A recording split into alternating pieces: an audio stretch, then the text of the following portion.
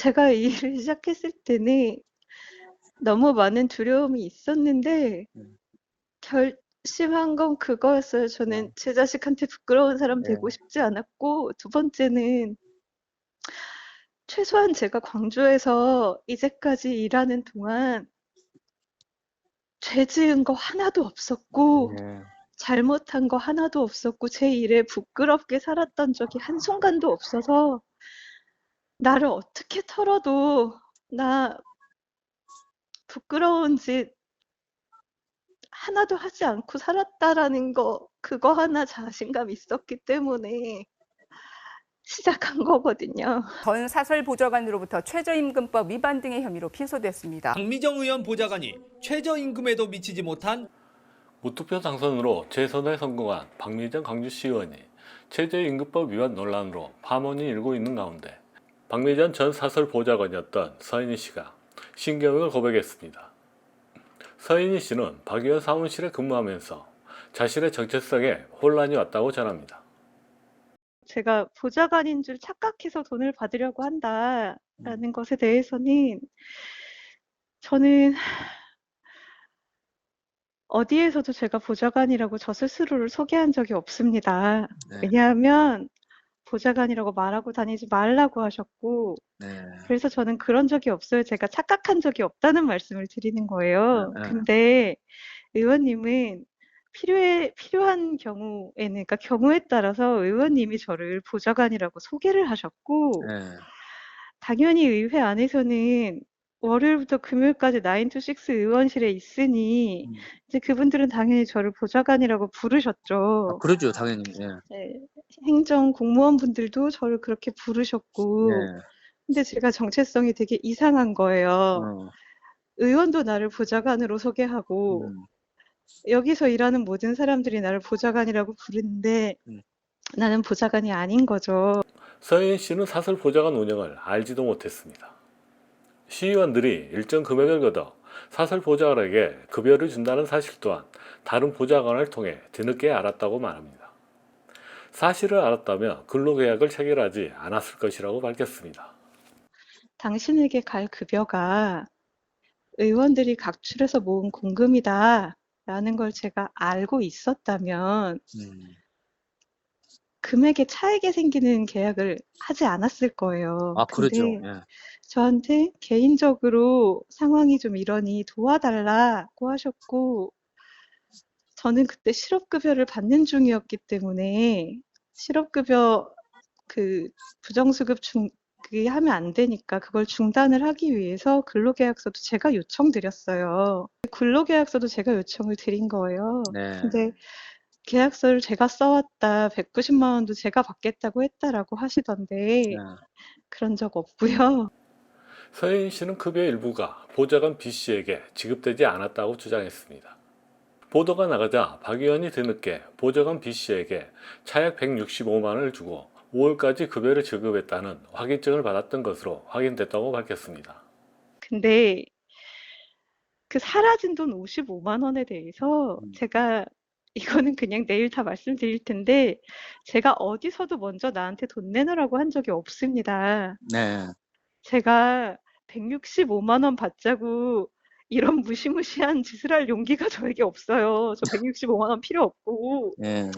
제가 돈을 먼저 요구한 적이 없거든요. 예. 그런데 이 문제가 오마이뉴스 김동규 기자의 그게 오픈되기 전에 김동규 기자도 이제 해명을 받으려고 전화를 했을 거 아, 아닙니까? 당연히 하죠. 팩트 체크해야 되니까. 그쵸. 근데 그 이후에 제 앞에 있었던 보좌관을 불러서 돈 봉투 2개 주고 5월까지의 급여를 다 받았다라는 수령 확인증을 받아서 그 사이에 예. 그 잠깐 사이에 그걸 받아서 다 예, 뿌리셨더라고요. 저도 그거 들었어요.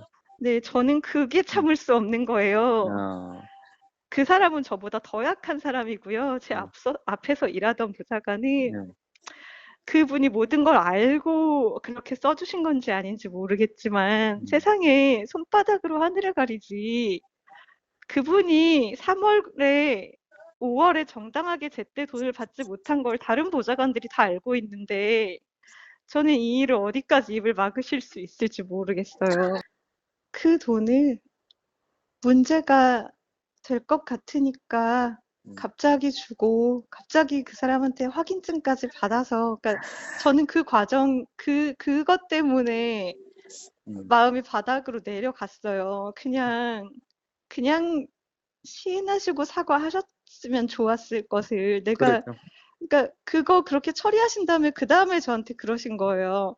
그 165만 원은 네가 보좌관이 아닌데 부당하게 받으려고 하는 거다라는 말씀이신 거잖아요. 저 그 돈 달라고 한 적 없는데 그렇죠, 그렇죠. 지금 그렇게 그 돈 지금 어디 갔는지 물어본 것뿐인데 예, 안 주고 있다가 음. 갑자기 다 주고 나 다 줬는데 너는 네가 보좌관도 아닌데 왜 그 돈을 욕심내니라고 하시니까 박 의원은 최저임금이 자주 바뀌어 금액을 몰랐다며 190만 원의 최저임금 3개월 차액분 43,300원을 서인희 씨 통장에 입금했습니다.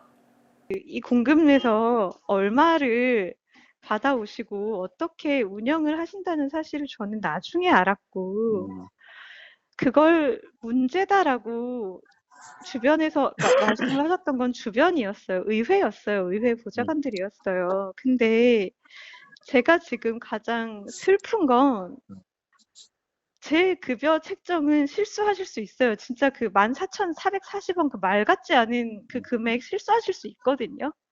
그 최저임금이 계속 바뀌어서 몰랐다고 하시더라고요. 그러실 수 있어요, 그거는. 그리고 제 통장에 43,320원 입금하셨더라고요. 예. 최저임금 차액분이라고.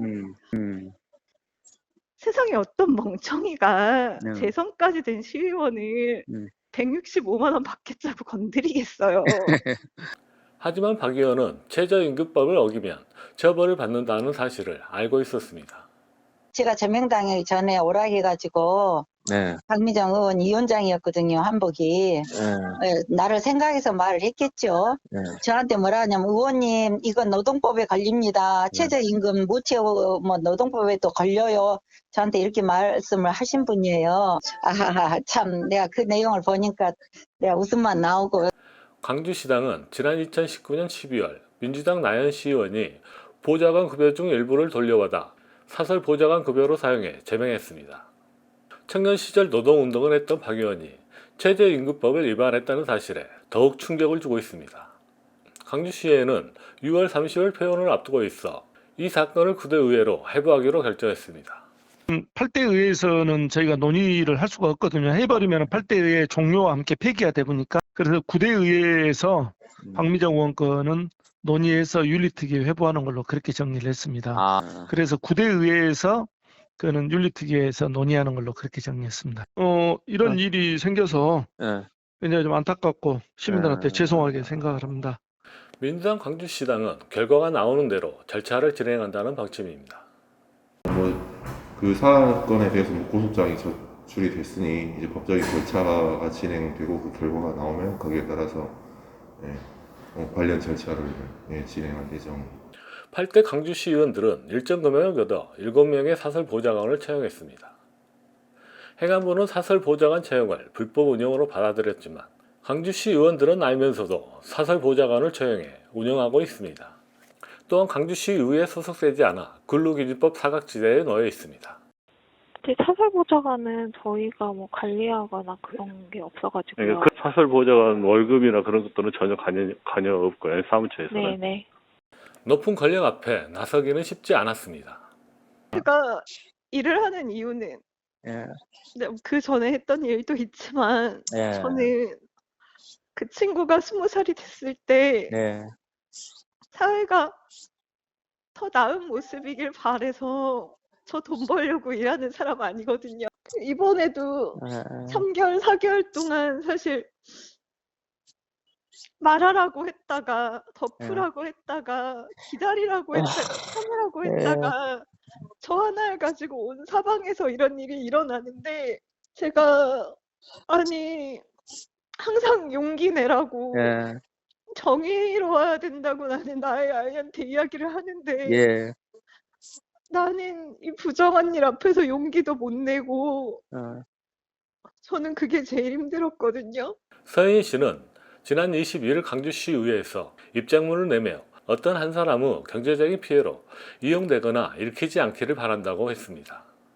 저는 단순히 이 일이 그냥 어떤 한 사람의 잘못이거나 그냥 어떤 한 사람의 경제적인 피해, 노동의 피해로 이용되거나 읽히지 않기를 바랍니다.